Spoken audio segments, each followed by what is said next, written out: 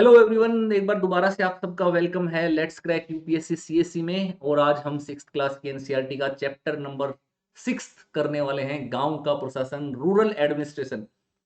देखिए, rural administration आपने अभी तक गांव के प्रशासन के संदर्भ में केवल ये देखा होगा कि ग्राम पंचायत काम करती है। इससे पिछले लेसन में भी आपने ग्राम पंचायत के बारे में बहुत डिटेल से नॉलेज ली, बहुत डिटेल से आपने ग्राम पंचायत को पढ़ा। लेकिन ये चीज ध्यान रखना है कि रूरल एडमिनिस्ट्रेशन केवल ग्राम पंचायत तक ही लिमिटेड नहीं है। इसमें और भी कई सारे डिपार्टमेंट और भी कई सारे लोग इसमें भूमिका निभाते हैं, रोल प्ले करते हैं। उन सब के बारे में हम जानेंगे कि उनका रोल क्या क्या होता है और किस तरीके से गांव का प्रशासन, रूरल एडमिनिस्ट्रेशन बहुत बेटर तरीके से चलता है। तो जो नए दोस्त हैं, मेरे बारे में नहीं जानते, जान लीजिए। मेरा नाम ललित यादव है। मैंने डबल एमए किया है political science and public administration से, गोल्ड मेडलिस्ट रहा हूं एमए में। इसके साथ साथ मैंने बीएड की है, सीटेट मेरा क्वालिफाइड है। एमफिल किया है, एमफिल में गोल्ड मेडलिस्ट रहा हूं। पीएचडी की है, अभी ऑलमोस्ट डन होने वाली है। जेआरएफ क्वालिफाइड है। नेट जेआरएफ जो होता है वो लोक प्रशासन और राजनीति विज्ञान दोनों सब्जेक्ट से, public administration and political science दोनों सब्जेक्ट से है। मैं एक एनजीओ भी रन करता हूं ललित यादव की पाठशाला के नाम से। बाकी आपको फ्री पीडीएफ चाहिए ना मेरे दोस्त, तो उस फ्री पीडीएफ के लिए आप ये टेलीग्राम चैनल ज्वाइन कर लीजिए। टेलीग्राम चैनल का नाम है अनअकैडमी ललित यादव की पाठशाला। फिर से बोलता हूं, अनअकैडमी ललित यादव की पाठशाला। अनअकैडमी ललित यादव की पाठशाला, यहां पर आपको फ्री पीडीएफ अवेलेबल हो जाएंगी हर सब्जेक्ट की। और बाकी अगर आप डिटेल में स्टडी करना चाहते हैं तो अनअकैडमी का सब्सक्रिप्शन ले सकते हैं कंप्लीट सिलेबस की प्रिपरेशन के लिए। यूपीएससी या कोई भी एग्जाम की प्रिपरेशन करते हो, मैं यहाँ पर यूपीएससी के लिए पढ़ाता हूँ, तो मैं यूपीएससी के बारे में आपको बता रहा हूँ। तो इंडिया के सारे टॉप एजुकेटर्स यहाँ पर हम सब लोग मिल करके आपकी स्टडी करवाते हैं, आपकी तैयारी करवाते हैं अनअकैडमी पर। तो आप जब भी कोर्स ज्वाइन करेंगे तो 2 या 3 ईयर के लिए जाना, क्योंकि वही सबसे बेस्ट होता है। और उसमें आपका मल्टीपल टाइम रिवीजन भी हो जाता है, टेस्ट भी हो जाता है। जब भी आप अनअकैडमी के ऐप पर, एप्लीकेशन पर कोर्स ज्वाइन करने की देखेंगे तो इस तरीके से आपके सामने स्क्रीन दिखेगी। यहां पर आपको एक चीज में मैं हेल्प कर सकता हूं, और वो है फीस में डिस्काउंट दिलवाने के लिए। जब भी अनअकैडमी का कोर्स लेते हैं ना, तो फीस में डिस्काउंट के लिए कोड अप्लाई करना पड़ता है। तो आपको ये रेफरल कोड यहां पर लगाना है, और उस रेफरल कोड का नाम आप सब लोग याद कर लीजिए, LYLIVE। कोड को नाम याद रखिए, मैजिकल कोड है ये, LYLIVE। इस कोड को अप्लाई करेंगे तो आपको फीस में डिस्काउंट होगा। फीस में डिस्काउंट के साथ साथ आपको मेरी पर्सनल गाइडेंस भी मिलेगी। एग्जाम पास होने तक मैं आपको पर्सनली 1-on-1 गाइड करूंगा। किसी भी चीज में कभी भी कोई भी प्रॉब्लम आपको नहीं आएगी। ठीक है, सभी टीचर्स की क्लासेस मिल जाएगी। इसको मैजिकल कोड इसीलिए बोलते हैं, कोड टू सक्सेस इसको कहा जाता है। उसका रीजन ये है कि आपको सारे टीचर्स की जो है क्लासेस अवेलेबल हो जाएंगी, हिंदी इंग्लिश बाइलिंगुअल मोड में। आपको लाइव और रिकॉर्डेड दोनों सेशन मिलेंगे। मैं आपको 1-on-1 गाइड करूंगा एग्जाम पास होने तक। और सबसे इंपॉर्टेंट चीज गाइडेंस ही होती है किसी भी एग्जाम में, एक टीचर की मेंटरशिप। आप कोई भी कोर्स ले सकते हैं, हर हफ्ते एक नया बैच स्टार्ट होता है, हर संडे को कॉम्बैट प्ले करके अनअकैडमी पर स्कॉलरशिप जीत सकते हैं। रेफरल कोड हर जगह लगेगा, तो LY लाइव कोड आपको याद करके रखना है। आइकोनिक कोर्स में आपको आंसर राइटिंग 1-on-1 मेंटरशिप की फैसिलिटीज एक्स्ट्रा मिलती है, इसलिए उसकी फीस थोड़ी ज्यादा होती है प्लस वाले कोर्स के मुकाबले। बेस्ट रहता है आइकोनिक कोर्स, क्योंकि उसके साथ नोट्स भी मिल जाते हैं। अब ऐसे स्टूडेंट्स जिनके पास एक बार में फी पे करने वो नहीं चाहते या उनकी कैपेबिलिटी नहीं है, तो उसमें मैं आपकी हेल्प कर सकता हूँ। हेल्प ऐसे कि मैं आपकी पूरी की पूरी फीस सबमिट करवा करके अनअकैडमी पर सब्सक्रिप्शन करवा सकता हूं आपका, एजुकेशन लोन के थ्रू। मेरी गारंटी पर, अपनी गारंटी पे, अपनी श्योरिटी पे मैं आपका सब्सक्रिप्शन करवा दूंगा अनअकैडमी पे, पूरी फीस सबमिट करवा करके। आपको क्या करना होगा, आपको वो फीस जो है वो मंथली बेसिस पर रिटर्न करनी पड़ेगी, महीना महीना करके ईएमआई पर रिटर्न करनी पड़ेगी। उसमें कोई एक्स्ट्रा चार्ज नहीं है, कोई इंटरेस्ट नहीं है, कुछ नहीं लगता है। वो पूरी की पूरी आपको मंथली बेसिस पर हो जाएगी, गारंटी मैं लूंगा। ठीक है, तो उसके लिए भी कोड यही लगेगा, LYLIVE। ये ध्यान रखना, LY लाइव रेफरल कोड ही सबसे इंपॉर्टेंट है, इसको लगाना। तो ही ये सारी चीजें हो पाएंगी, मैं आपकी श्योरिटी ले पाऊंगा। और फिर मैं आपको एग्जाम पास होने तक गाइड भी करूंगा, किसी चीज में प्रॉब्लम आपको नहीं आने देंगे। स्टडी की जिम्मेदारी समझ लेना मेरी है सारी की सारी। ठीक है, बाकी ज्यादा डिटेल चाहिए तो मेरी टीम से बात कर लीजिए, मेरे मैनेजर से बात कर लीजिए। मेरा अनअकैडमी का टेलीग्राम चैनल है, उसको ज्वाइन कीजिए। उसमें आपको टीम का नंबर मिलेगा, टीम से बात कीजिए अनअकैडमी की टीम से। ठीक है, टेलीग्राम चैनल का नाम है अनअकैडमी ललित यादव की पाठशाला। अनअकैडमी ललित यादव की पाठशाला, फिर से बोलता हूं, अनअकैडमी ललित यादव की पाठशाला। ठीक है, चलिए तो आज का सेशन स्टार्ट करते हैं। रूरल एडमिनिस्ट्रेशन, गांव का प्रशासन। तो जोश दिखा दीजिए जरा, कैसा है मेरा जोश। मेरा तो ठीक है। मेरे दोस्तों आप लोग जरा दिखा दीजिए कैसे आपका जोश। हाउस द जोश मेरे दोस्तों, हाउस द जोश। जिंदा है कि नहीं, जीवित है कि नहीं, जोश में है कि नहीं, हाउस द जोश।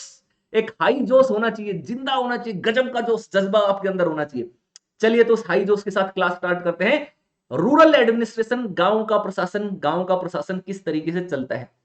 देखिए, इंडिया में आज के टाइम में आप देखोगे 6 लाख से भी ज्यादा गांव है, बहुत सारे गांव हैं। अब इतने सारे गांवों में वहां की जो सुविधाएं हैं, कन्वेंस है, उनको प्रोवाइड करना कोई आसान बात नहीं है। वहां पर बहुत सारी चीजें हैं, जैसे पानी, वाटर सप्लाई पूरी प्रोवाइड कराना, वहां पर इलेक्ट्रिसिटी प्रोवाइड कराना, वहां पर रोड बनाना, वहां पर एजुकेशन के लिए स्कूल्स बनाना, वहां पर कम्युनिटी सेंटर बनाना, आंगनवाड़ी सेंटर बनाना, गेम के लिए ग्राउंड बनाना, एक्सेट्रा एक्सेट्रा, खूब सारे वर्क होते हैं। अब इतने बड़े लेवल पर ये जो वर्क किए जाते हैं, ये इतना आसान तो है नहीं। ठीक है, और कोई एक ऑर्गेनाइजेशन या केवल एक संस्था इसके काम को कर नहीं सकते, इसके लिए मल्टीपल ऑर्गेनाइजेशंस की हेल्प लगेगी। कई सारे संस्थाएं मिलकर के काम करेंगे। और ये तो गांव के काम ही, इसके अलावा गांव में, विलेजेस में और भी तो प्रॉब्लम होती है। जैसे वहां की जो जमीन है, वहां की लैंड है, उसके डॉक्यूमेंटेशन को संभाल करके रखना। ठीक है, और गांव में जो आपस में डिस्प्यूट होते हैं, लड़ाई झगड़े होते हैं, मारपिटाई होती है, उसको भी तो रिजोल्व करना है, उसको भी तो संभालना है, उसको भी वो करना है।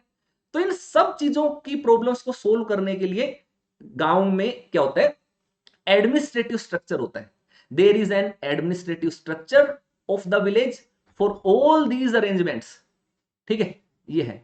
सो इस लेसन में हम ऐसे दो रूरल एडमिनिस्ट्रेटिव ऑफिसर्स के बारे में जानेंगे। इसके अलावा, इन दो के अलावा भी बहुत सारे होते हैं, लेकिन यहां पर हम पुलिस के बारे में और रिवेन्यू के बारे में, ठीक है, लॉ एंड ऑर्डर और रिवेन्यू, इनके बारे में जानेंगे, क्योंकि इनसे आप सब लोग आम जिंदगी में नॉर्मली परिचित होते हैं, जान पहचान आपकी होती है, इनके बारे में आप फैमिलियर थोड़े होते हैं, इसलिए ये आसान है। इसके अलावा भी बहुत सारे होते हैं, उनको मैं क्लास के एंड में बताऊंगा। तो चलिए एक स्टोरी से सुना स्टार्ट करते हैं। ये पिक्चर देखिए, एनसीईआरटी में ये पिक्चर दे रखी है, दो लोग हैं, ये आपस में लड़ाई कर रहे हैं। यहां पर आपको दिखाई दे रहा होगा, ये आपस में फाइट कर रहे हैं यहां पर। अब क्या फाइटिंग है, तो स्टोरी को समझते हैं, स्टोरी को समझने से फिर आपको इस स्ट्रक्चर समझ में आएगा। देखिए जी, एक मोहन नाम के पर्सन है, वो एक किसान है, फार्मर है। ठीक है, अब उसके पास एग्रीकल्चर की लैंड है काफी थोड़ी, जिसपे वो कई साल, काफी टाइम से कल्टीवेशन कर रहे हैं, खेती कर रहे हैं। और गांव में ऐसा तो है नहीं किसी एक का ही खेत होता है, हर खेत के साथ किसी दूसरे का खेत भी एडजॉइंट होता है, एडजेसेंट होता है, लगा रहता है। तो रघु का जो खेत है ना, मोहन के खेत के साथ रघु का खेत लगता है। दोनों का खेत जो है एक दूसरे के साथ एडजेसेंट है, और दोनों को सेपरेशन जो है वो एक स्मॉल रिज, जिसको मेड बोलते हैं, उस स्मॉल रिज से वो खेत अलग होता है। इस तरीके से देखिए, तो गांव में जब भी खेत बनाए जाते हैं ना, तो खेत में आप कैसे वो करोगे, बाउंड्री लाइन कैसे करोगे। तो बाउंड्री लाइन करने का तरीका होता है, इस तरीके की पगडंडी बना दी जाती है। देखिए ये यहाँ पर आपको देख रहे हो ग्रीन ग्रीन, इसको मेड़ बोला जाता है, पगडंडी होता है। इससे दोनों खेतों, तीनों खेतों के आसपास के खेतों के बीच में आपको वो दिख जाता है कि भाई ये इसका खेत है, ये मेरा खेत है, ये तेरा खेत, ये मेरा खेत। ठीक है, या कई सारे लोग जो है वो उसके ऊपर फेंसिंग भी करा देते हैं, तार भी लगा देते हैं, लेकिन वो लगाना खर्चा ज्यादा हो जाता है, उसमें पैसा बहुत ज्यादा लग जाता है, तो वो इतना सभी लोग नहीं कर पाते हैं। कई लोग दीवार भी लगा लेते हैं, ठीक है, लेकिन वो दीवार लगाना तो और भी मोटा खर्चा हो जाता है, वो भी सभी नहीं कर पाते। तो ये एक कॉमन तरीका होता है जिससे सभी लोग अपने अपने खेत को पहचानते हैं कि ये हमारा खेत है, वो दूसरे का खेत है। अब ऐसे में क्या होता है, सुबह सुबह मोहन उठ करके जाता है, गांव में लोग सुबह उठ करके सबसे पहले खेत की तरफ ही प्रस्थान करते हैं। ठीक है, और कई सारे रीजन हो सकते हैं, एक तो स्वच्छ हवा, ताजा हवा, उसके लिए जाते हैं, और दूसरा थोड़ा अपना पेट को साफ करने के लिए, उसके लिए भी आप देखोगे तो रूरल एरियाज में आज भी लोग खेतों की तरफ रुख करते हैं। मैं अपने गांव की कहानी बताता हूं आपको, कि हमारे गांव में लगभग लगभग हर किसी के घर में टॉयलेट है। ऐसा नहीं टॉयलेट नहीं है, टॉयलेट सबके पास है। ठीक है, गवर्नमेंट पॉलिसीज के थ्रू और गवर्नमेंट के अवेयरनेस के बाद, पंचायत के पार्टिसिपेशन से सब लोगों के घर में टॉयलेट हैं अच्छे से। लेकिन प्रॉब्लम क्या है, आदत की होती है, हैबिट की होती है। अब गांवों में टॉयलेट तो बना दिए, लेकिन उनमें से बहुत सारे लोग ऐसे हैं जिनको अभी उस टॉयलेट में पेट साफ करने की हैबिट अभी तक नहीं आई है, सुसुपोटी करने की। तो उनको खुला एनवायरनमेंट चाहिए होता है, और वो खुले एनवायरनमेंट में ही जाते हैं। ठीक है, सुबह उठेंगे तो सुबह उठते ही सबसे पहले निकलेंगे खेत की तरफ, स्वच्छ ताजा हवा भी ले आएंगे, उसके साथ साथ अपना पेट भी साफ कराएंगे, ऑर्गेनिक खाद छोड़ करके आ जाएंगे खेत के अंदर। ठीक है, हमारे तो यहाँ पर काफी सारे मैंने गांव में ऐसे अमीर अमीर लोगों को देखा है जिनके पास फॉर्च्यूनर है, गाड़ियां इतनी महंगी महंगी गाड़ियां, 50-50 लाख की गाड़ियां हैं, फॉर्च्यूनर है, बीएमडब्ल्यू है, ओडी है, ठीक है, बहुत आलीशान से कोठी महल सा बना रखा है। लेकिन उसके बावजूद सुबह सुबह क्या करेंगे, सुबह उठेंगे, गाड़ी स्टार्ट करेंगे, खेत में जाएंगे, या वहां पर थोड़ा जंगल का एरिया होता है, उस जंगल वाले एरिया में जाकर वहां पर खुले में निपट करके आते हैं, खुले में वो सोच करके आते हैं। तो इसी तरीके से थोड़ी सी अवेयरनेस की और या थोड़ी सी आदतों की हैबिट में डेवलप थोड़ा चेंज आने में टाइम लगेगा। पंचायत वेब सीरीज देखना, मैं आपको हमेशा बताता हूं पंचायत वेब सीरीज के बारे में, ठीक है। तो उस पंचायत वेब सीरीज की स्टार्टिंग होती है पहले ही एपिसोड में इसी तरीके से आता है फर्स्ट सीजन में, कि उस गांव का जो सरपंच होता है वो लोटा लेकर के आता है वहां पर। वो लोटा क्यों लेकर के आता है, किसी खेत में जाकर के वो अपना सुबह सुबह का काम निपटा करके आता है, पेट साफ करके आता है, और उसी प्रक्रिया के दौरान जो पंचायत ऑफिस की जो चाबी होती थी, की होती थी, वो खो जाती है। और फिर वो उसको ढूंढने के लिए पूरे जो गांव का जो सेक्रेटरी है, जो सेक्रेटरी का हेल्पर है, जो उप प्रधान है, डिप्टी सरपंच और जो सरपंच है, वो सारे लोग जाकर के ढूंढने जाते हैं। वो ढूंढते कहाँ गए थे, तो प्रधान बताते हैं कि भाई मैं यहाँ यहाँ इस खेत में जाकर के पोटी करके आया था, वहां पर ढूंढने जाते हैं। और फिर वहां पर जब वो ढूंढते हैं, वो अपनी लोकेशन बताते हैं कि यहां पर मैंने किया था। तो उस लोकेशन पर ढूंढते हैं, तो वो जो पंचायत सचिव, जो सेक्रेटरी, उसका हेल्पर है, वो उसको बोलता है कि आप थोड़ा दाएं बाएं और आगे सरक सरक करके ढूंढते हैं, और भी आगे दाएं बाएं देखते हैं। तो सचिव पूछता है दाएं बाएं क्यों? तो फिर वो कहता है कि पंचायत जो हमारे सचिव जी हैं, वो जो हमारे मुखिया जी हैं, वो आगे सरक सरक करके किए होंगे ना। तो आप देखना, आपको उसमें एक बहुत रियलिस्टिक चीजें समझ में आएंगी। पंचायत वेब सीरीज देखिएगा, बहुत अच्छी सीरीज है। अब ऐसे ही मोहन सुबह सुबह उठता है, और सुबह सुबह उठ करके वो जाता है, ठीक है, 1 मिनट रुकिए। तो सुबह सुबह क्या होता है कि मोहन जाता है अपने खेत में, और वो खेत में जाकर के देखता है कि जो रघु है ना, उसने अपने खेत को थोड़ा सा आगे बढ़ा लिया है। वो धोखाधड़ी कर रहा है, 420 कर रहा है उसके साथ।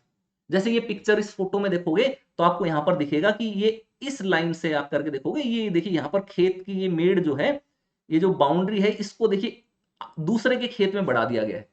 नॉर्मली तो बिल्कुल स्ट्रेट आनी चाहिए थी, लेकिन जो ये पर्सन है, इसके पास जो औजार है, जो टूल है, जिसको फावड़ा बोलते हैं, गांव में फावड़ा बोला जाता है, उससे वो उसने खोद करके इसको दूसरे वाले खेत की तरफ बढ़ा लिया, अपने खेत में ज्यादा जगह कर ली। गांवों में सबसे ज्यादा मेजर प्रॉब्लम जो अगर आती है लड़ाई झगड़े की, वो इसी चीज की आती है, 1-1 इंच जमीन के लिए लड़ाई होती है। क्योंकि कई बार क्या होता है कि लोग अपने खेत की बाउंड्री है ना 1-1 इंच बढ़ा लेते हैं दूसरे के खेत के अंदर डाल करके, ठीक है। तब जमीन तो भाई बहुत ज्यादा प्यारी होती है, वहां पर कोई भी अपनी 1 इंच जमीन दे नहीं पाएगा। अब मोहन ने देखा कि यार रघु ने जो अपना बाउंड्री है ना, उसको आगे बढ़ा रखा है, ठीक है, मेरे खेत में डाल रखा है, और अपने मेरे खेत का कुछ हिस्सा अपने खेत में उसने मिला लिया, जिससे कि उसका खेत का साइज बड़ा हो गया और मेरा खेत का साइज छोटा हो गया। लीगली तो ये कर नहीं सकते, कोई जबरदस्ती कैसे आपका खेत लेगा, है ना। ऐसा तो आप तभी कर सकते हो जब आपने खरीदा हो, या आपको, या आपने परमिशन दी हो। अब इस बात को लेकर के मोहन को गुस्सा आता है। मोहन देखता है कि यार रघु नाम का जो ये व्यक्ति है, इसके पास ये जमींदार टाइप का पर्सन है, इसके पास काफी जमीन है, बाहुबली टाइप का, लड़ाई झगड़े टाइप का व्यक्ति है, इसके पास कैसे जाकर के बात करूंगा तो लड़ाई ना करे। फिर भी जमीन का मामला था, तो मोहन ने थोड़ा सा अपने करेज को मस्टर्ड किया, हिम्मत जुटाई, और रघु के घर पे चला जाता है। और जब रघु के घर पे पहुंचता है, तो दोनों के बीच में आर्ग्यूमेंट होने लगता है। मोहन कहता है कि यार तुमने मेरी जमीन अपनी जमीन में कैसे मिलाई है, और रघु कहता है कि भाई जा जो करना है कर ले, ये मेरी दादागिरी है, मेरे को जमीन चाहिए थी, मैंने ले ली। अब रघु बड़ा जमींदार था, उसके खेत में मजदूर भी काम करते थे, तो रघु ने क्या किया, अपने एक लेबर को बुला लिया वहां पर, बोला कि जल्दी आ इधर आ, लड़ाई हो गई। जैसे आप लोग स्कूल में या कॉलेज में आपने किया होगा, कई बार आपका किसी का झगड़ा हो गया होगा, और जब आपका झगड़ा होता है तो आप फोन करते हैं अपने दोस्त को या किसी को भी जो आपको लगता है पावरफुल है। जब भी आपके ग्रुप का किसी का, आपका किसी का झगड़ा होता है, ओए जल्दी आ, लड़ाई हो गई, पंगा हो गया, यहाँ पर तो पूरा हिल गया, आज जल्दी आप बंदे लेकर के आ जा, लौंडे लेकर के आ जा सारे हैं। इस तरीके से आपने भी कई सारे लोगों को करते हुए देखा होगा, ठीक है, या आपके साथ भी हो सकता है इस तरीके की इंसिडेंट हुई हो। अब रघु क्योंकि वो बाहुबली था, उसने अपना मजदूर को बुला लिया।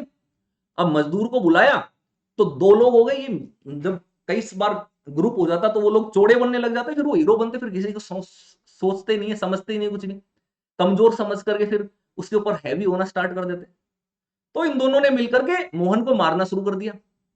ये एक नेचर है, आमतौर पर जो जो ज्यादा ताकतवर है वो कमजोर का शोषण करता है। भारत में इस तरीके की चीजें आपको देखने को मिलेंगी, इस हिस्टोरिकली इस तरीके से चीजें अभी भी ऐसे ही आप देखना, कोई हट्टा कट्टा से होगा ना, अगर उसके इक्वलेंट उतना ही पावरफुल कोई व्यक्ति होगा, पर्सन हो गया है, उससे ज्यादा पावरफुल पर्सन होगा, उसके साथ तो वो दोस्ती बना करके रखेगा, फ्रेंडशिप करके रखेगा, या फ्रेंडशिप नहीं भी रखेगा तो उसके साथ कोई लड़ाई झगड़ा नहीं करेगा।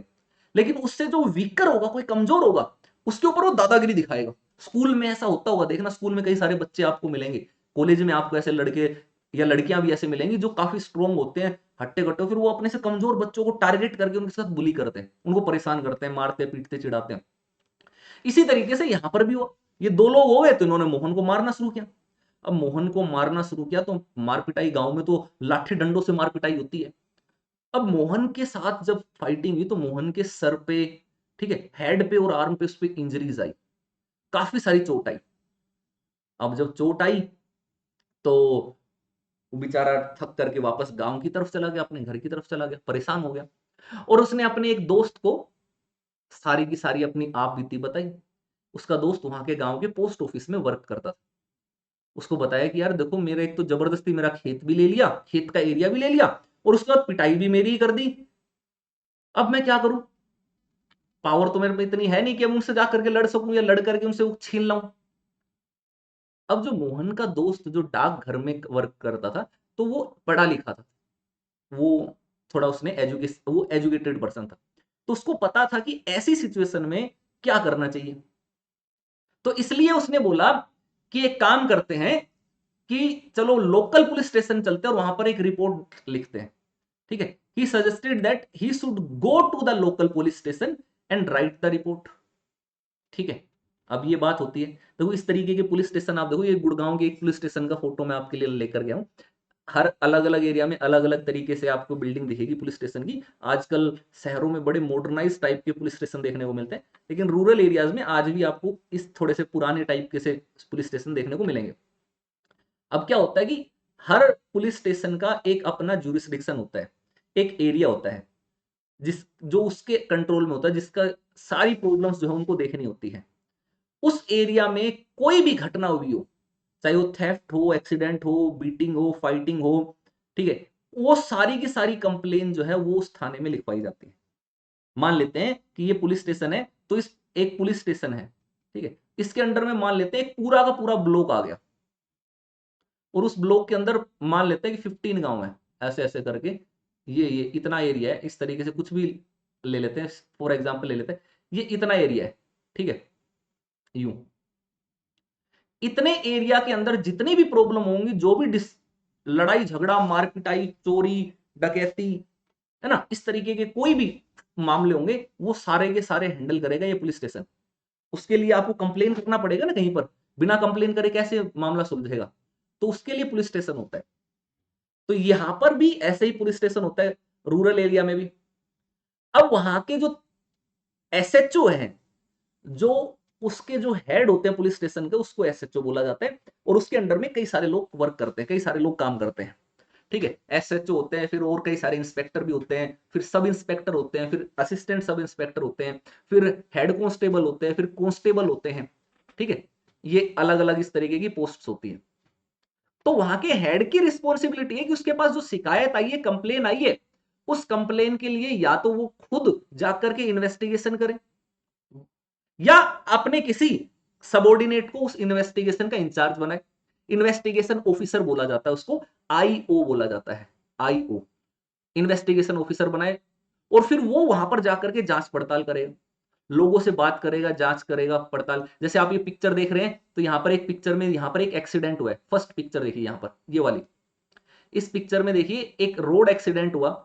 अब उस रोड एक्सीडेंट की जांच पड़ताल यहां पर कर रहे हैं, ये पर्सन है, ये फोरेंसिक से है, ठीक है, ये फोरेंसिक के नमूने लेता है, बाकी ये देखो, ये आपको पुलिस के ऑफिसर मिलेंगे और इनके साथ इनके सबॉर्डिनेट जो हैं वो भी मिलेंगे, इनके पास भी कुछ डॉक्यूमेंट्स हैं, कुछ इनके पास इलेक्ट्रॉनिक टूल्स होते हैं, ठीक है। इस तरीके की चीजें होती हैं और ये सब लोग वहां पर आकर के चेक करते हैं, देखते हैं कि भाई क्या हुआ था, कैसे हुआ था, कौन विक्टिम था, कौन उसका कल्प्रिट है, दोषी है, उनको ढूंढते हैं।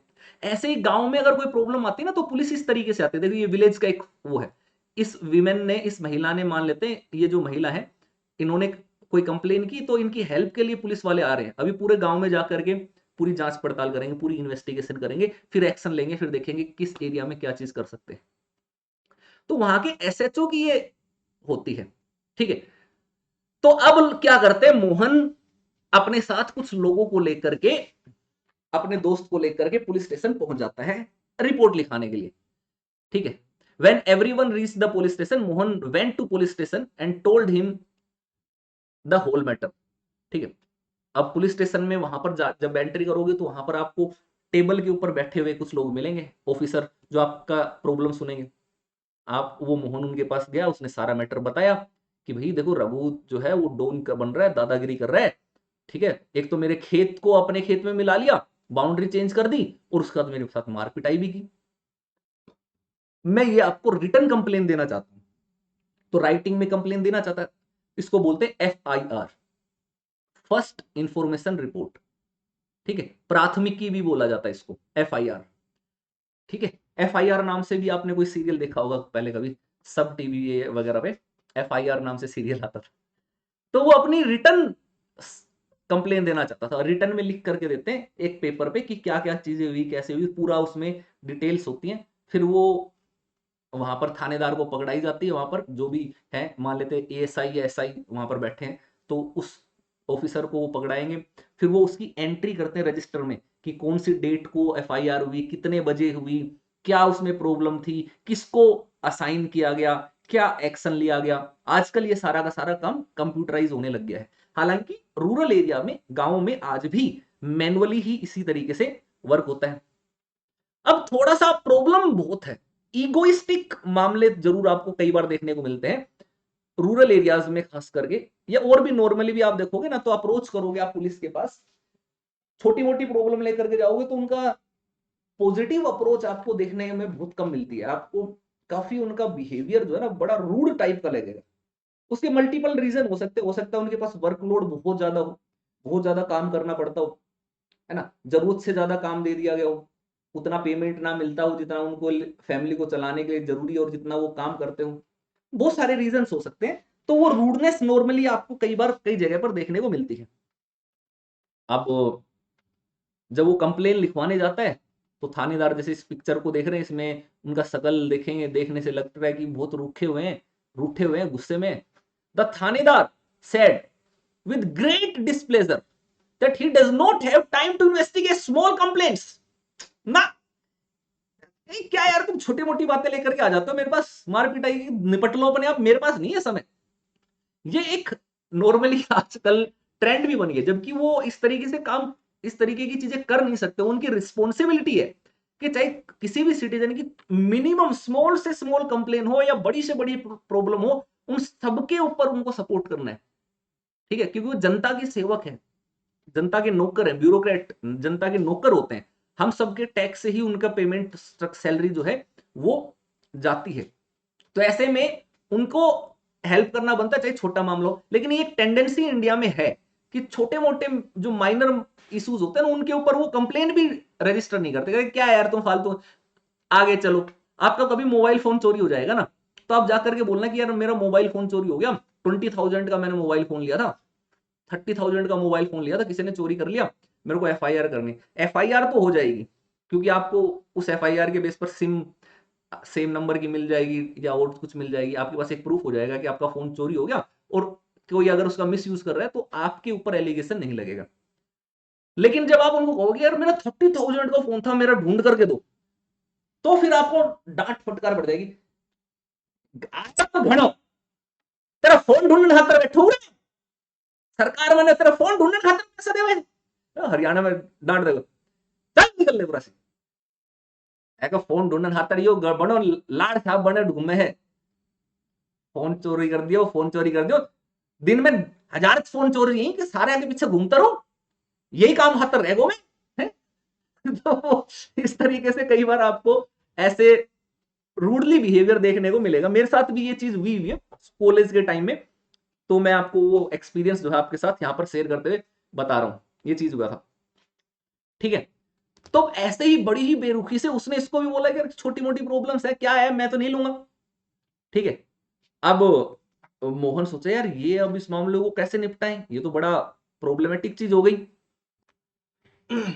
तो उसके बाद क्या होता है कि वहां पर जितने भी पड़ोसी लोग थे और भी मोहन के साथ जो गए थे, उन सब लोगों ने थानेदार जो हैं उनको बोला कि थानेदार जी, दरोगा जी जैसे अलग अलग जगह पर अलग अलग नाम बोलते हैं ना, तो उनको बोलते हैं कि थानेदार जी, मोहन को बुरी तरीके से पीटा गया है और हम आई विटनेस हैं, हमारे सामने रघु ने मोहन को पीटा है, और अगर हम बीच में आकर के बचाते नहीं मोहन को, तो मोहन की तो बहुत बुरी हालत हो जाती, उसकी तो मरने जैसी सिचुएशन हो जाती, उसको बहुत ज्यादा गंभीर सीरियस इंजरीज होती, तो मामला बढ़ जाता।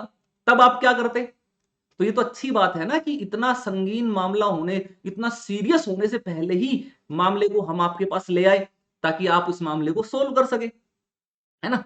तो उन लोगों ने कहा कि मामला दर्ज करो। जब उन लोगों ने रिक्वेस्ट की उसके बाद थानेदार राजी हो गए, बोले कि ठीक है भैया, हम एग्री हैं, हम रिपोर्ट लिखते हैं। और फिर उन्होंने कहा कि चलो एक काम करो, पेपर लो, पेन लो और अपनी कंप्लेन लिख करके दो, हमें रिटर्न में दो कि क्या क्या हुआ, कैसे हुआ, कहां हुआ। फिर मोहन ने अपनी कंप्लेन दी। कंप्लेन देने के बाद रजिस्टर उन्होंने, थानेदार ने जो क्या किया, जो एसएचओ है वहां पर, उन्होंने एफआईआर दर्ज कर ली। ठीक है, एफआईआर जो है वहां पर रजिस्टर्ड कर ली। उसके बाद उन्होंने उनको कहा, वायदा किया कि आज तो टाइम हो गया, कल दिन में एक बार हम अपनी पूरी टीम लेकर के आएंगे आपके उस एरिया में, और पूरी टीम आकर के, और उसमें से हमारे टीम आने से पहले हमारा एक हवलदार जो है वो वहां पर आएगा आपके एरिया में, और वो वहां पर इन्वेस्टिगेट करेगा, वो जांच पड़ताल करेगा आकर के। ठीक है, और फिर उसके बाद वो वहां पर गया और वहां पर जाकर के वो इन्वेस्टिगेट करके मामले को सुलझाने की कोशिश करेगा। अब पुलिस कई तरीके से मामले सुलझाती है। पुलिस हो सकता है कि जो दोषी है उसके अगेंस्ट कोर्ट में केस दायर करवा करके सबूत पेश कर दे, या यूं हो सकता है कि पुलिस जो है उनमें समझौता करवा दे आपस में, कॉम्प्रोमाइज जिसको बोलते हो।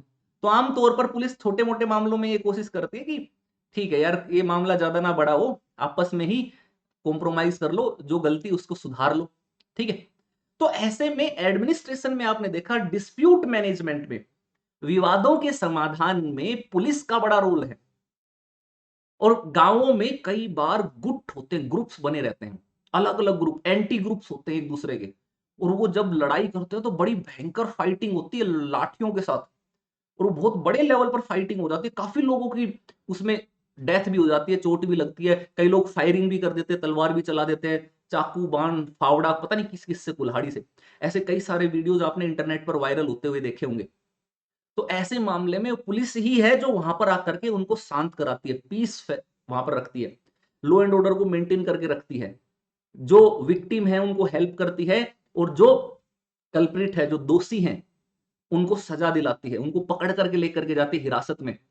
फिल्मों में देखा होगा आपने कि अगर कोई, किसी ने किसी का मर्डर कर दिया, या किसी, अब ऐसा मत कर लेना, मैं सिर्फ पुलिस आपको मूवीज का एग्जांपल दे रहा हूं, कि किसी ने किसी का मर्डर किया, और फिर उसके बाद आप देखेंगे पुलिस का सायरन बजता हुआ आएगा, पी पो। और पुराने टाइम वाली पुलिस में क्या होता है, जीप होती थी, खुली ओपन जीप, उसमें वो खुद ही ड्राइविंग करते हुए आते और एकदम से जीप रोक करके उतर कर निकल के आते तुरंत, और तुरंत आकर के हथकड़ी लेकर के सामने आते, you are under arrest mister Thapiyal, या जो भी जिसका भी नाम हो, है मामा ठाकुर, चलो जेल की हवा खाने, जेल का आटा पीसने, जेल की चक्की चलाने चलो। ठीक है, तो मामा ठाकुर टाइप के जो लोग होते थे जैसे मूवीज में, वो कहते थे वारंट कहां है, जाओ पहले वारंट लेकर के आओ, है ना। तो बेसिकली आपने ये सारे प्रोसेस देखे हुए, आपने समझ में, आपको पता है कि कहीं पर भी इस तरीके की प्रॉब्लम होती है तो पुलिस है, पुलिस आकर के उसमें हेल्प करती है। ठीक है, तो ये हो गया पुलिस का काम। तो रूरल डेवलप मैनेजमेंट में गांव के एडमिनिस्ट्रेशन में ग्राम पंचायत, ठीक है, और सेक्रेटरी सचिव, उनके अलावा आपको क्या देखने को मिला, आपको पुलिस भी देखने को मिली। ठीक है, अब एक अगले डिपार्टमेंट की तरफ चलते हैं। अब ये मामला जो रघु वाला मामला था ना, अभी ये मामला तो गया पुलिस में, लेकिन क्या आपको पता है कि ये मामला बिना पुलिस में जाए एक दूसरे तरीके से भी सुलझाया जा सकता था, एक और वे हो सकता था इसके लिए, और वो क्या वे है उसको हम समझते हैं बड़े ध्यान से। तो अब देखिए, रघु और मोहन, उनमें जो लड़ाई हुई थी, फाइट हुई थी, वो किस चीज को ले हुई थी, बाउंड्री को लेकर के हुई थी, मेड़ को लेकर के हुई थी, उनको खेत को, है ना, जो खेत में मेड़ होती है, यहां पर वो वाली MAI, वो वाली मेड़ मत समझना जो घर में आपको हेल्प करने के लिए आते हैं, यहां पर खेत मेड़ हिंदी में बोला जाता है उस चीज को जो बाउंड्री होती है खेत के बीच में। ठीक है, लेकिन was there no way that he would settle this case peacefully? क्या कोई ऐसा वे था जिसमें ये मामला पीसफुली कर सकता? Are there any records that reveal who owns land in the village? है ना, ऐसे क्या कोई रिकॉर्ड है जिसको देखने से ये पता चल जाता है कि किसके पास ये जमीन है? जैसे आप ये पिक्चर में, फोटो में देख पा रहे हैं, नक्शा, मैप, आपको यहां पर एक मैप देखते मिलेगा। ठीक है, अलग अलग चीजों के बारे में, कहां पर किधर से क्या किया जाएगा, किस तरीके का स्ट्रक्चर बनेगा। तो यहां पर काम आता है रिवेन्यू डिपार्टमेंट का, राजस्व विभाग का। तो ध्यान रखिए, एक रिवेन्यू डिपार्टमेंट होता है, वहां पर एक व्यक्ति होते हैं, एक एम्प्लॉय होते हैं जिनका नाम होता है पटवारी। ठीक है, पटवारी, उनका बेसिकली मेन जॉब क्या होता है? Patwari is main job is to measure and record the land. तो आप देखना कि हर 2-3 गांव के लिए एक पटवारी जो है अपॉइंट किया जाता है। कई सारे स्टेट्स में उसको लेखपाल भी बोला जाता है, लेखपाल। ठीक है, पटवारी, लेखपाल, पर एक प्रॉपर नेम जो है वो पटवारी होता है। वो उनका काम यही होता है कि सारा जमीन जायदाद का रिकॉर्ड रखना, फसल का रिकॉर्ड रखना। ठीक है, अलग अलग जगह पर अलग अलग नाम से जाना जाता है, कहीं पर पटवारी, है ना, कहीं पर लेखपाल, तो कभी कुछ, कभी कुछ, कभी कुछ, कहीं पर कानून को भी बोलते हैं, कहीं पर ग्रामीण अधिकारी, रूरल ऑफिसर भी बोलते हैं। इनकी आपने भर्ती भी देखी होगी, एग्जाम, कई बार आपने नोटिफिकेशन भी देखा होगा कि उत्तर प्रदेश गवर्नमेंट ने, राजस्थान गवर्नमेंट ने निकाली पटवारी के लिए इतने सारी सीटें, लेखपाल के लिए इतनी सीटें। उसका मतलब यही होता है कि वो पटवारी हैं बेसिकली, और वो क्या करते हैं, जो भी गांव उसके अंडर में आते हैं उन गांवों का पूरा रिकॉर्ड वो रखते हैं कि भैया कितनी जमीन किसके पास है ना, कौन कितना, कौन कौन से एरिया में क्या क्या खेती हो रही है, कौन सी जमीन बेची गई, कौन सी जमीन खरीदी गई। अब अगर रिकॉर्ड में चेंज हुआ है तो नया रिकॉर्ड किसके नाम से बना है, पुराना रिकॉर्ड किसके नाम से था। किसी की डेथ हो गई प्रॉपर्टी वाले की, तो उसका इंतकाल लगाना है, तो उसका नाम की जगह किसी और का डालना है। ये सारा का सारा काम जो है वो पटवारी वहां पर संभालता है। ठीक है, खेती का, जमीन का पूरा लेखा जोखा जो है वो रखता है। Here we are using the term patwari for an employ keeping an account of the land. और वो इस तरीके का एक खसरा होता है, उसमें काम करता है। ठीक है, each Patwari is responsible for a few villages. Look at the map given on this page, next लिखा है, हम अपन यहां पर दिस कर लेते हैं, एंड द डिस्क्रिप्शन ऑफ, इसमें देख लिए, समझिए। ये हिंदी में है, वो इंग्लिश वाला शायद मैं गलती से डालना भूल गया, लेकिन हिंदी से भी समझ लीजिए। इसको खसरा बोलते हैं, खसरा। उस खसरे में एक तरफ तो सीरियल नंबर रहता है, इस तरफ ये सीरियल नंबर है।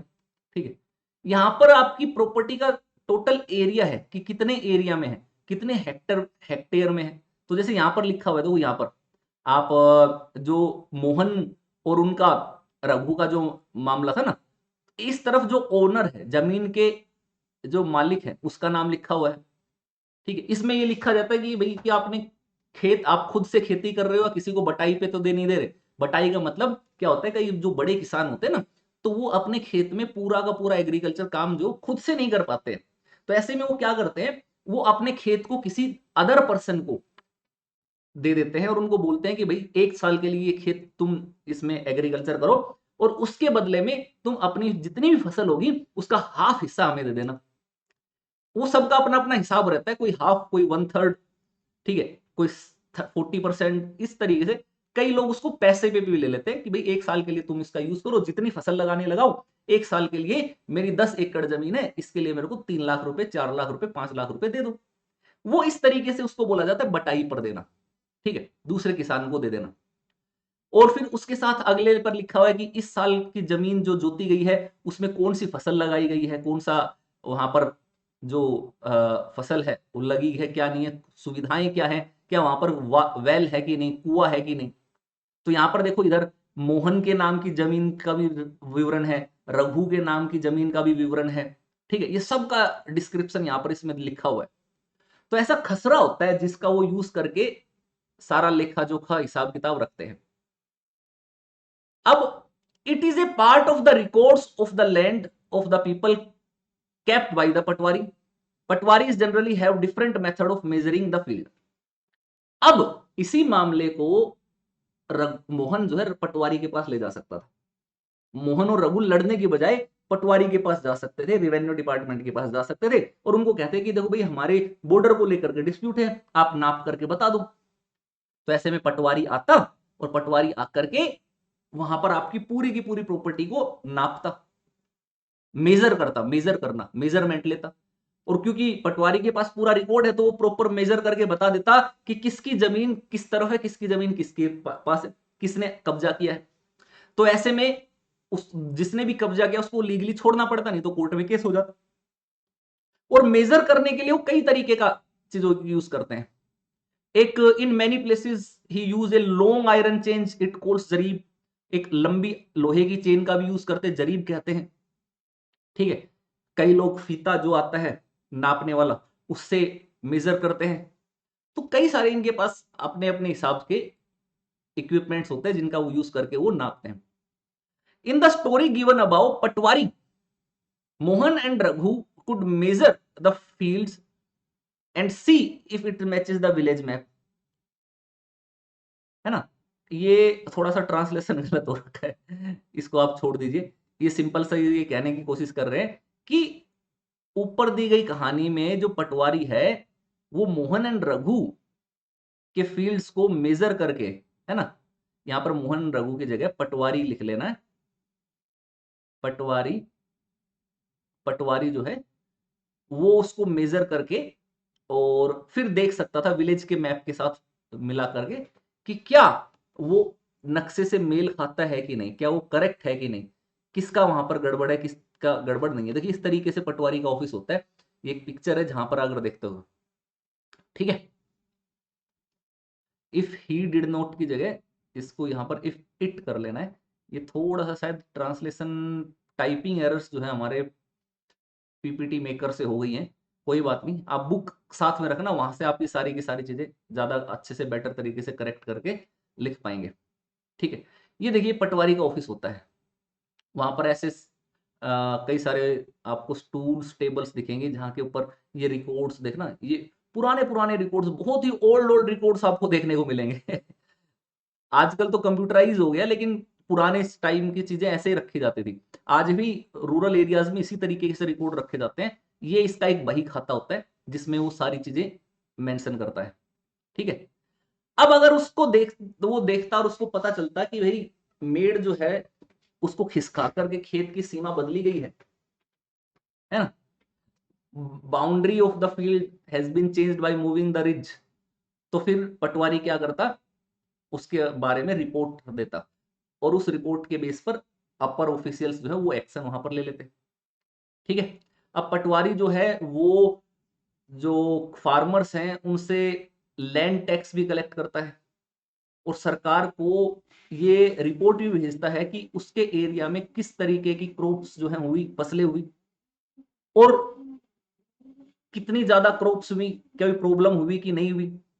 ठीक है, तो इसके लिए वो खसरे का यूज करता है। ठीक है,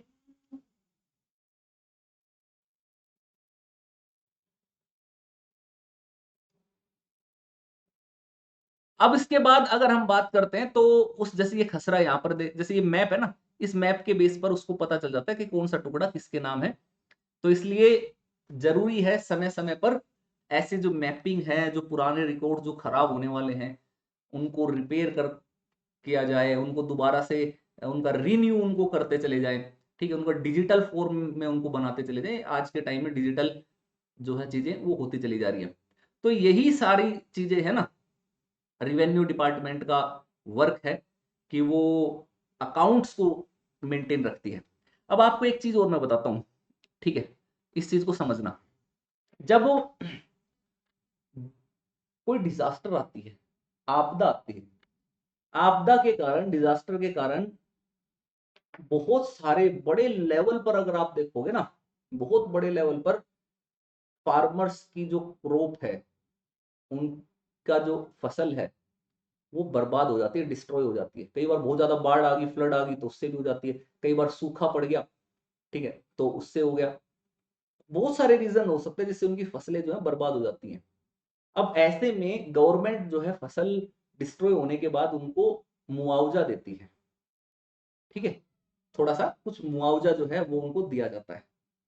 अब वो मुआवजा गवर्नमेंट कैसे डिसाइड करती है कि किस व्यक्ति को, किस पर्सन को कितना मुआवजा मिलेगा, है ना, किसकी फसल कितनी खत्म हुई, किसकी फसल कितनी ज्यादा डिस्ट्रॉय हुई, ठीक है। तो वो कंपनसेशन देने के लिए पहले सर्वे किया जाता है उस पूरे एरिया का, और सर्वे करते टाइम पटवारी आता है, वो पटवारी वहां पर आकर के सर्वे करता है, सारे खेतों को देखता है, उसके पास रिपोर्ट्स होते हैं कि कौन सा जो फार्म है वो कौन सा खेत किसके नाम है, तो वो उसको देखेगा, फिर उस रजिस्टर में लिख देगा कि भाई रघु के फार्म में जो है डिजास्टर के कारण 80% लॉस है, किसी के फार्म में 90% लॉस है, किसी के फार्म में 40% लॉस है। तो फिर उसके अकॉर्डिंग गवर्नमेंट जो है ना कंपनसेशन की चेक डिस्ट्रीब्यूट करती है, मुआवजा की राशि डिस्ट्रीब्यूट करती है किसानों को। तो ये सारा का सारा काम भी सर्वे करना, चेक करना, रिपोर्ट भेजना, ये पटवारी का काम है। पटवारी रिवेन्यू डिपार्टमेंट का ही एक पार्ट होता है, ठीक है। ये यहाँ पर पिक्चर देखेंगे तो इस तरीके से पीछे देखिए लैंड रिकॉर्ड्स और बाकी रिकॉर्ड्स रखे रहते हैं। भारत में जितने भी स्टेट्स है ना वो डिस्ट्रिक्ट्स में डिवाइडेड होते हैं, तो जमीन से जुड़े हुआ मामला बड़ा ही टफ होता है। तो ऐसे में उन जिलों को और छोटे छोटे स्मॉलर सेक्शंस में डिवाइड कर दिया जाता है, ब्लॉक्स में डिवाइड कर दिया जाता है, ठीक है। सब डिवीजन, डिवीजन, इनके नाम से आप उनको देखोगे, तहसील, तालुका, कई नामों से जाना जाता है। तहसील बेसिकली जिले का, डिस्ट्रिक्ट का सारा जो सबसे इंपॉर्टेंट अगर कोई चीज है गवर्नमेंट के लिए तो वो है तहसील। सारा पैसे का मामला जो है वो तहसील में होता है, सब टोटली पैसे से रिलेटेड। अगर आपको प्रॉपर्टी बाई करनी है, बेचनी है, आपको तहसील में जाना पड़ेगा, वहीं पर रजिस्ट्री होगी, वहीं पर रजिस्ट्रेशन करवाना पड़ेगा, वहीं पेमेंट करनी पड़ेगी, स्टाम्प पेपर खरीदने पड़ेंगे, रजिस्ट्रेशन फीस देनी पड़ेगी। और इंडिया में आपको मैं सच्चाई बताता हूँ, रियलिटी बताता हूँ मेरे दोस्त, अगर कोई भी प्रॉपर्टी आप खरीद रहे हैं और बेच रहे हैं, बाई और सेल कर रहे हैं, और आप जब रजिस्ट्री के लिए जाते हैं, पहुंचते हैं तहसील में, तो इंडिया में करप्शन का लेवल इतना हाई है कि सिंपल तरीके से आपका काम होगा ही नहीं। आप लीगली सारा काम बहुत अच्छे से कर रहे हैं, आपकी जो इनकम है, आपने जो पैसा अर्न किया वो बहुत मेहनत से अर्न किया, आपने इनकम टैक्स देने के बाद आपकी जो सेविंग है उससे पैसे से आपने कोई प्रॉपर्टी बाई करी, उसके बावजूद भी तहसील में जाकर के आपको दाएं बाएं किसी ना किसी बाबू की पॉकेट गर्म करनी पड़ जाती है। अंडर टेबल फीस उसको बोलते हैं कि आपका प्रोसेस आसान हो जाएगा, जल्दी से हो जाएगा। अगर वो अंडर टेबल फीस अगर आप दे दोगे, वो तो मीडिएटर्स होते हैं, दलाल होते हैं, उनके थ्रू वो फीस जो है वो डिस्ट्रीब्यूट हो जाती है। अगर वो दे देते हैं तो फिर सब लोग ठीक है, काम आपका तुरंत हैंड टू हैंड हो जाता है। नहीं तो आपकी फाइल इतने लंबे टाइम तक लटक जाती है, आपको पता ही नहीं चलता, आप खुद कंफ्यूज हो जाओगे, यार इतनी फाइल इतनी लंबे टाइम तक लटक गई, क्या ये क्या मतलब है, क्यों लटका। आप हर जगह सही हो फिर भी आपका वर्क नहीं हो रहा। उसका रीजन ये है कि यहीं से पैसा, बहुत सारा पैसा बना लिया जाता है, ठीक है। अब मैं ये बोल रहा हूँ, इसलिए भी बोल रहा हूँ क्योंकि आपको न्यूज़पेपर्स में इस तरीके की खबरें मिलेंगी बहुत सारी, आपको बहुत सारे आर्टिकल्स मिलेंगे। रियलिटी में भी जब प्रॉपर्टी बाई करते हैं, जाते हैं, तो हमारे रिलेटिव्स ने, दोस्तों ने बहुत सारी चीजें देख की हैं, तो हमने उनको भी देखा, उनके एक्सपीरियंस से भी देखा है। और बहुत सारे लोग पकड़े भी जाते हैं, जेल जब उनके ऊपर कार्रवाई होती है, एक्शन होता है, तो रिश्वत लेते हुए पकड़े भी जाते हैं। इसीलिए डायरेक्ट रिश्वत ना लेकर के वो वाया वाया रिश्वत लेते हैं, है ना। कोई भी काम करवाने के लिए बोलेंगे कि देखो सामने एक चाय वाले की दुकान है, उस पर जाकर के एक काम करो, 25,000 रुपए की जो है मिठाई चढ़ा दो, 50,000 रुपए वहां पर रखवा दो, बस उधर रखवा दोगे, उसके बाद काम हो जाएगा। फिर वो चाय वाला, फिर वो जाकर के उसके पर्सन के पास, उस एम्प्लॉय के पास वो पैसा पहुंचाएगा, वो भी अलग अलग तरीके से। तो बड़े ही सातिर तरीके से ये काम करते हैं। तो अगर डिस्ट्रिक्ट में सबसे मालदार पोस्ट अगर देखोगे, पैसे वाली पोस्ट, जहां पर पैसे का ही सब कुछ लेना देना है, तो वो तहसील में होती है, और वो होता है तहसीलदार सबसे बड़ा इसमें। तहसील के अंदर, ठीक है, जो सबसे बड़ा अधिकारी है वो तहसीलदार है। डिस्ट्रिक्ट में सबसे बड़ा अधिकारी होता है वो डीएम होता है, ठीक है, डीएम फिर एसडीएम, और फिर आप देखोगे तहसील के लेवल पर तहसीलदार, उसको अलग अलग तरीके के मामलों से निपटता है। तहसीलदार ही देखता है पटवारी के वर्क को, उसको सुपरवाइज करता है पटवारी को, और एंश्योर करता है कि that the records are maintained properly and revenue are collected. Revenue पे बड़ा फोकस होता है, पैसा नहीं छोड़ती सरकार। आपको फैसिलिटी मिले ना मिले, आपके रोड के गड्ढे टूटे हो, आपके एरिया में लाइट आए ना आए, लेकिन अगर आप कुछ भी टैक्स आप कुछ अर्न करते हो और आपके पैसे में से एक भी रुपया टैक्स का बनता है ना, तो गवर्नमेंट आपका वो एक पैसा भी खींच के ले लेगी आपसे, आपको छोड़ेगी नहीं एक रुपए उसमें भी। टैक्स के मामले में, रिवेन्यू के मामले में सब खींच लेती है। सारा काम, सारा मामला पैसे का ही है।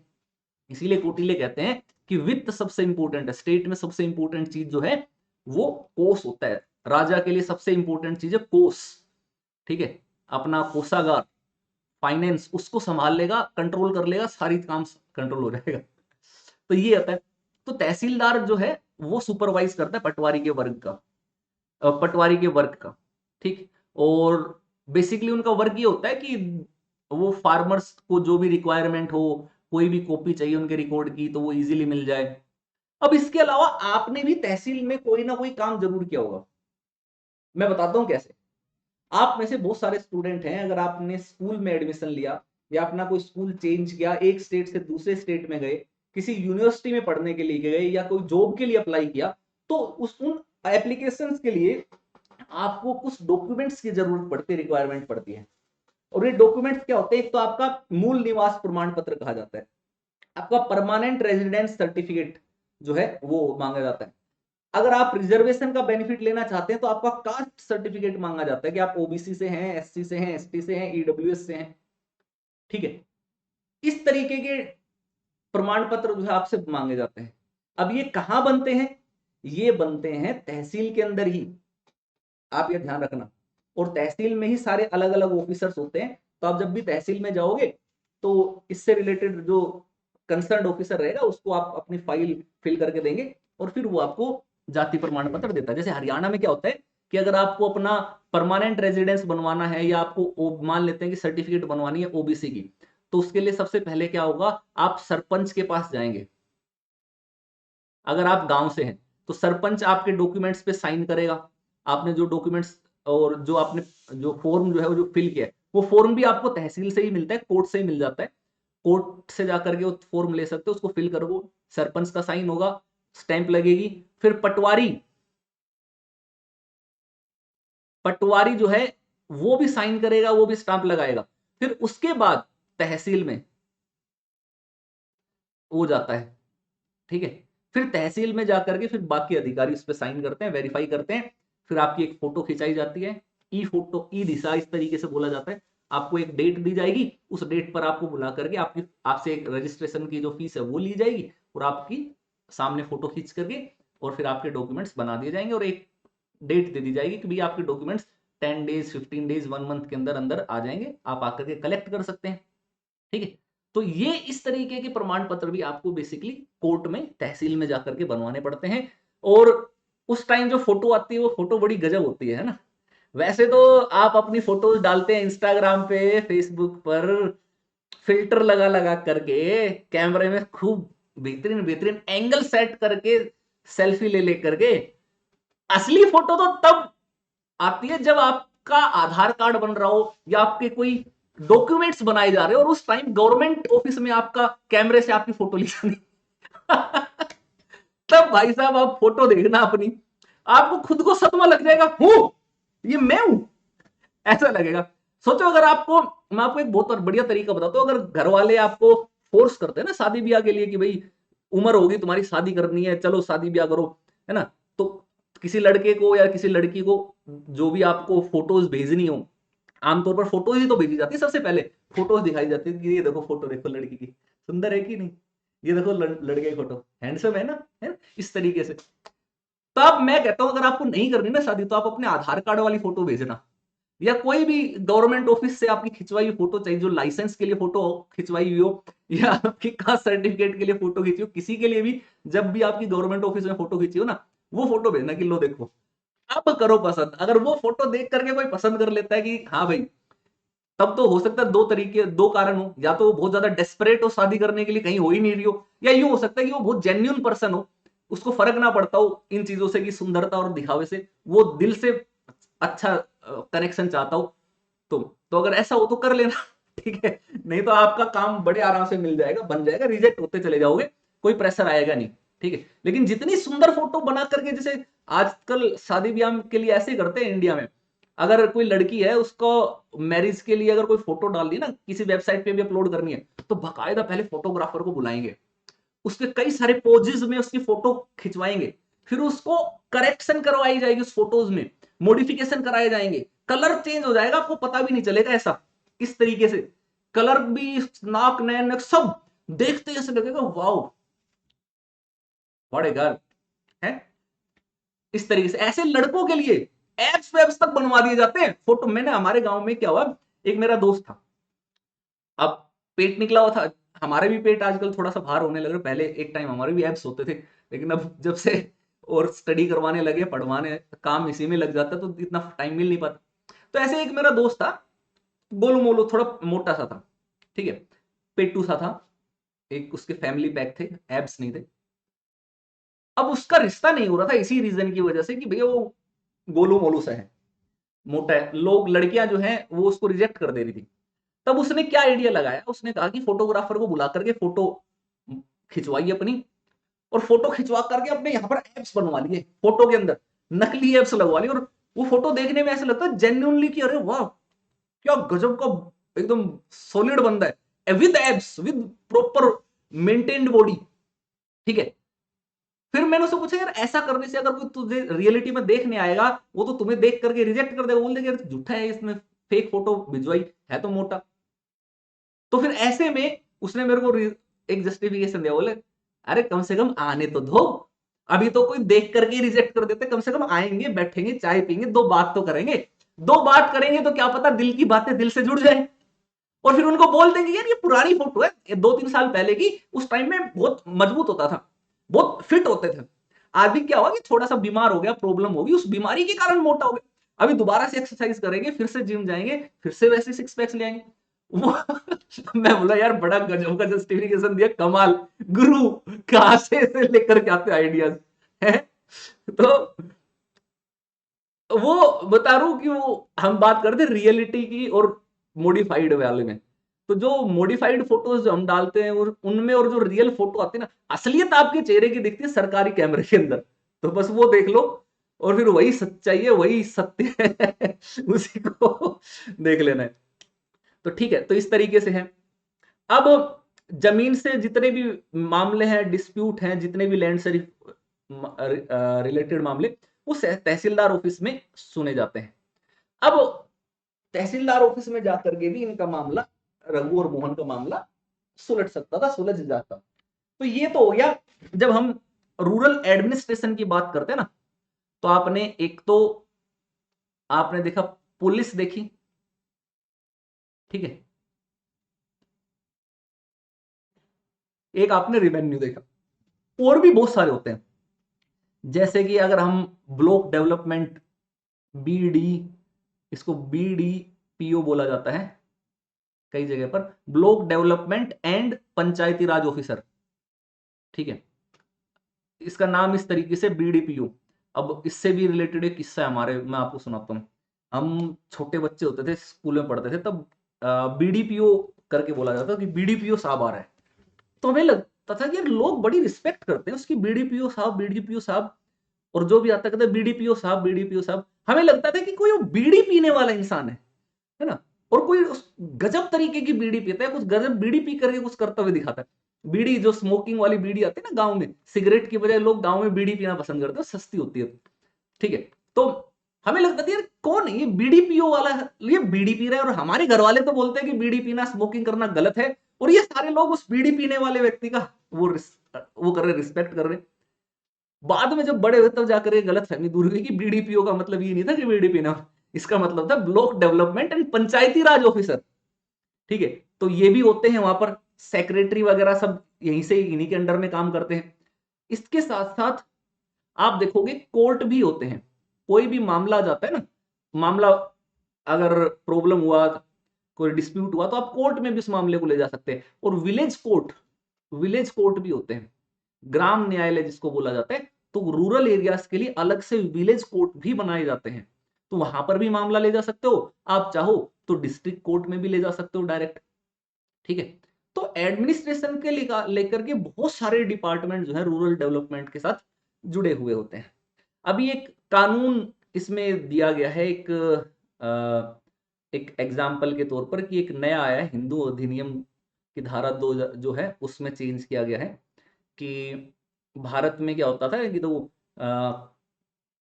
एक इस नए कानून के से आपको एक और चीज समझाने की कोशिश की जा रही है कि भारत में खास करके रूरल एरियाज में ये सोचा जाता है, ये माना जाता है कि जो जमीन है ना, वो पिता के बाद बेटे के पास जाएगी, अगर माँ के नाम है तो भी बेटे के नाम जाएगी, पुरुष से पुरुष के पास जाएगी, मैन के पास ही जाएगी, विमेन के पास नहीं जाएगी, महिलाओं के पास नहीं जाएगी। वो ये कंसिडर करते थे कि जो बेटी है तो उसको प्रॉपर्टी में हिस्सा नहीं देना है, लड़के को ही देना है। उसके बाद भारत में आप देखोगे बहुत सारे एरियाज में, मैक्सिमम एरियाज में आप देखना, जो गर्ल्स है ना, लड़कियां हैं, वो प्रॉपर्टी के ऊपर अपना दावा जो है, अपनी ओनरशिप छोड़ देती हैं। वो लेती ही नहीं, उनको बोलते ही नहीं, उनको मिलता भी नहीं है और लेती भी नहीं है, ठीक है। मिलता इसलिए नहीं है, उसका रीजन जो है वो पैट्रियार्की है, समाज की गलत सोच है, ठीक है, पितृसत्ता है, ठीक। जबकि उनका इक्वल राइट है। तो पिता की जब डेथ होती है तो उसकी बेटी जमीन, वो जो जमीन है वो डिस्ट्रीब्यूट कर दी जाती बेटों के अंदर, है ना, सारे सन जो है उनको दे दी जाती। तो 2005 में इस लॉ को बदल दिया गया, और बदल करके अब नए लॉ में सन एंड डॉटर्स को दोनों को इक्वल शेयर दे दिया गया। अगर किसी एक मेल मेंबर के पास प्रॉपर्टी है तो उस प्रॉपर्टी पर उसकी जो क्या नाम है, सन, डॉटर और मदर, उन सबका इक्वल शेयर कर दिया गया, बराबर बराबर शेयर, ठीक है। और ये रूल अब पूरे भारत में, पूरे यूनियन टेरिटरीज में, पूरे स्टेट्स में, हर जगह पर एप्लीकेबल है। और ये सही है, ये होना भी चाहिए इसी तरीके से। जब आप इक्वल हैं, आपको राइट्स इक्वल मिले हैं, ठीक है, बाई बर्थ आप इक्वल हैं, ठीक। तो जेंडर के बेस पर प्रॉपर्टी केवल सन को दे देना और डॉटर को ना देना, तो बहुत ही बड़ा डिस्क्रिमिनेशन था, जो नहीं होना चाहिए। आज के टाइम में अवेयरनेस थोड़ी बढ़ने लगी है, तो गर्ल्स जो हैं वो अपना डिमांड कर लेती हैं, आज के टाइम में तो मांग लेती हैं कि भाई हम प्रॉपर्टी में, हमारा भी हक है ना, हमें भी प्रॉपर्टी चाहिए।